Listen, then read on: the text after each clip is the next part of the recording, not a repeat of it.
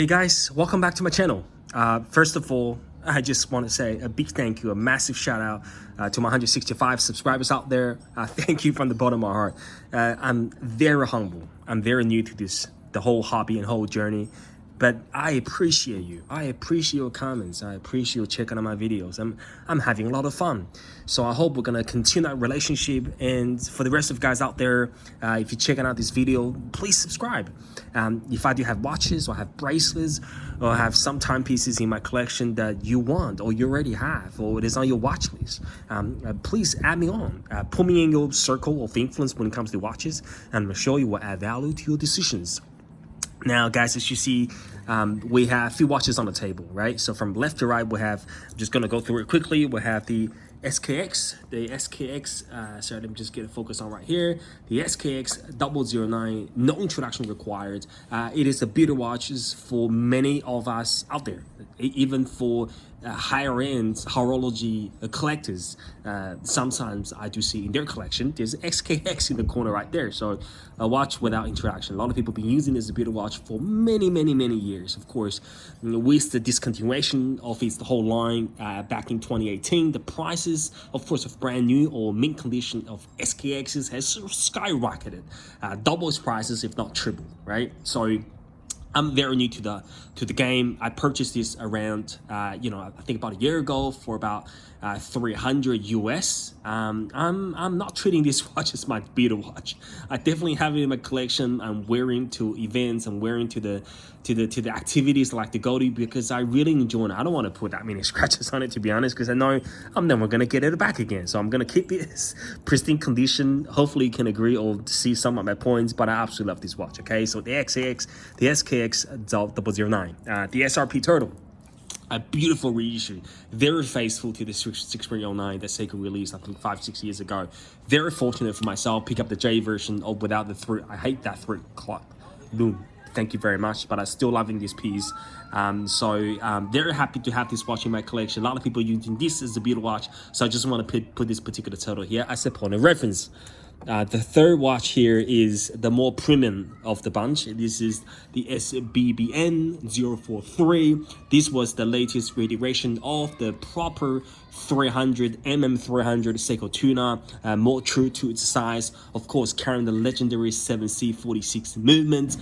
The new iteration of the Tuna had the sapphire crystal instead of last generation, which was a domed hard legs crystal. It looks absolutely cracking.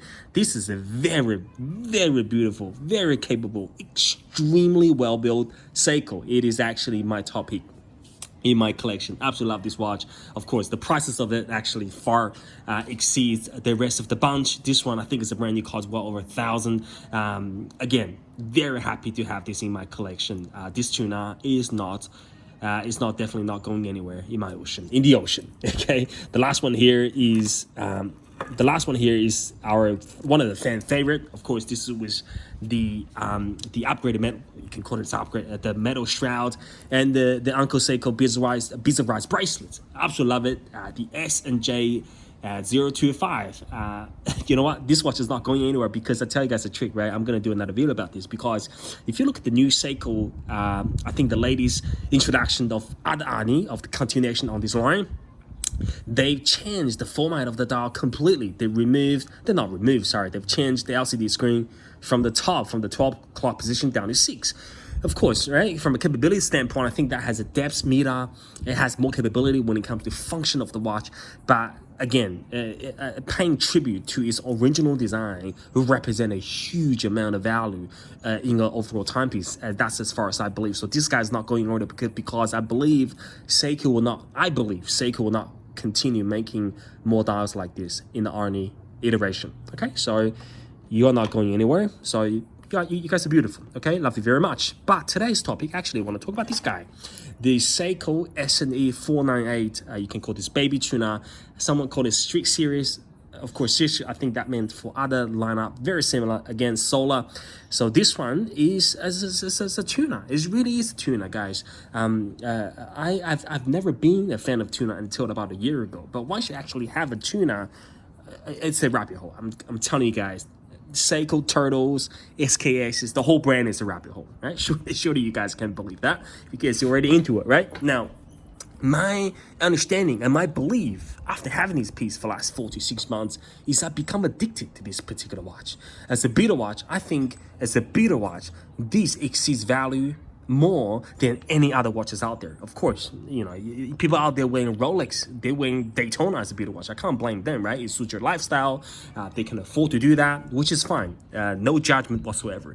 A beater watch, in my idea, in my life, is something that I just grab and go, especially when I'm into activities such as looking out my house, looking out my garden. I'm doing water sports, I'm doing running, I'm doing a tennis lesson, I'm playing basketball. I still want to have a timepiece on my wrist. Of course, casual playing, you don't want an automatic watch because automatic watch are great, but for the first reason is you have to set the time when you pick them up if you haven't wear them for a while, for a couple of days, right? Second thing is they have a lot more movements in their whole structure, right? For compared to this little beauty here, this is a solar power 2 joules quartz movement.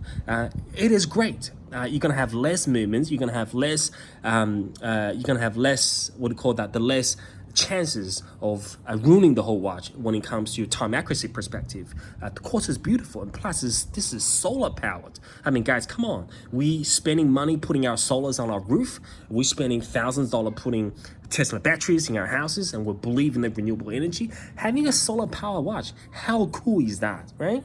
So the reason why I believe this is one of the greatest, so underrated beater watch. I'm gonna look. I can continue to talk about so much about this watch, but I'm gonna talk about 3 points here, right? And then hopefully you can see my points. Now, the first one is it is very faithful. Right? So when it comes to Seikos, when it comes to watches, one of the most important things is how the designers can borrow the spirit of the past. If you guys know Seiko's Tuna history very well, I'm very humble and very new to the whole hobby. So don't just correct me if I'm wrong, right? So this borrowed design of the late 1970s, I believe the series number was 7000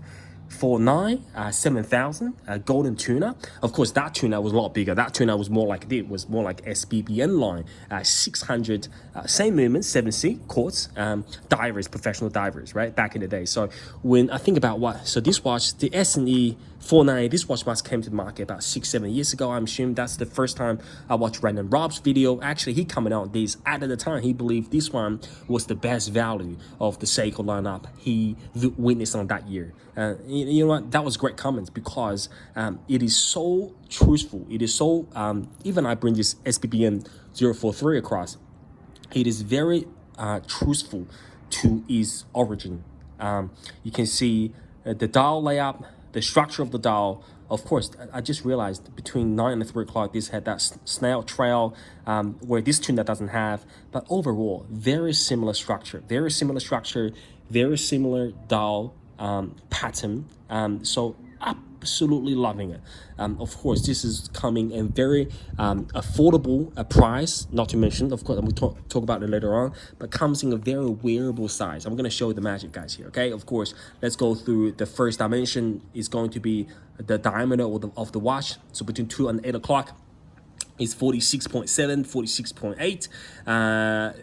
It looks large by size, but when you realize the lug to lug width is actually 44.7. So let me just get that right again, okay? So from the 2 lugs, very short lugs, of course, we know visually. So it's about 40, sorry guys, just let me get it wrong again.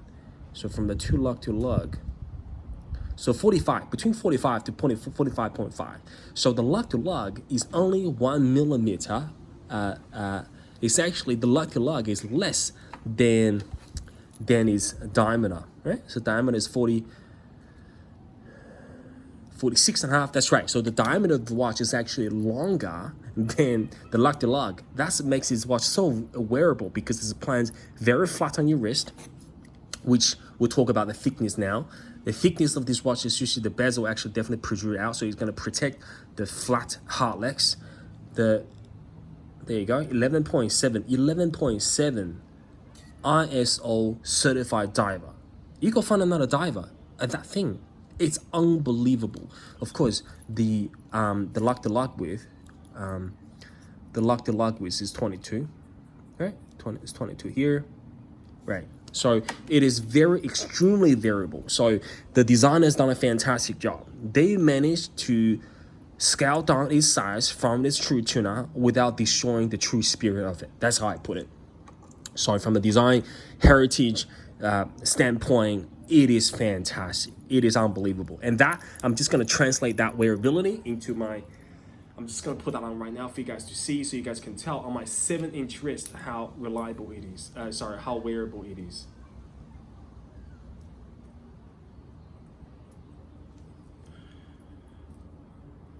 There you go, guys. Extremely wearable. Okay, guys, extremely wearable. This is on my 7-inch wrist. It is so light, of course. The original watch came with this beautiful strap. Seiko's not chipping out their accessory on this watch as well. We have the gold buckle, we have the gold keeper. Very, very doable, very doable. I can wear this watch on the strap all day long, right? But of course, I'm just having a thing right now as all my watches on bracelet. But if I'm going to water sports, I'm definitely changing onto this strap. Extremely breathable, very nice strap. Okay, so when it comes to this bracelet, of course, it's going to add a bit of weight to the watch, but the watch still feels like nothing on your wrist. Extremely wearable, very, very light. Okay, so from a dimensions perspective, very wearable. From a design perspective, very truthful to its origin. Absolutely loving it. The second thing I like to talk about this watch is it's just from a beater watch's perspective. You don't have to set a time, because you know this watch is always going to be running. It's charging up extremely quickly. Once it's fully charged, it's going to go to dark. It can last in darkness for, I think, up to 6 to 10 months. Extremely well capable when it comes to beater watch, because the last thing you want to do when it comes to beater watch is, because when you're wearing something nice watches and you want to change the beater watch, you don't want to spend another couple of minutes to set up the time, right? You want to have something that's ready to go for action all the time. Yeah. That's my second point. And from the time accuracy standpoint, I think a couple months ago, I've set both of them up. Of course, this one carries much more expensive 7C, much more legendary 7C 46 movements. But from an accuracy perspective, as you guys can see, I've checked this time accuracy a couple days ago. It hasn't lost 1 second in 2 months. And look at this one.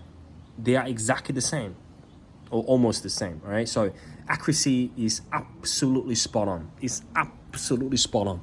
From a value perspective, it is unbelievable. It is really, truly legendary.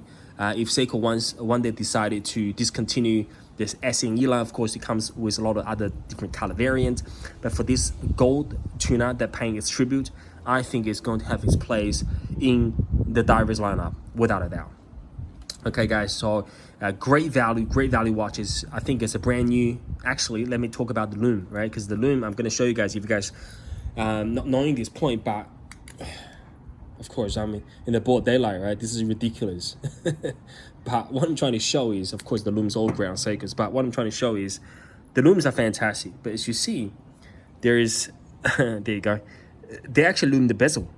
They actually lume the bezel between, so for that 15 minutes mark. It is unbelievable, because if you go into the water, you're going to see that, or you're going to do somewhere dark.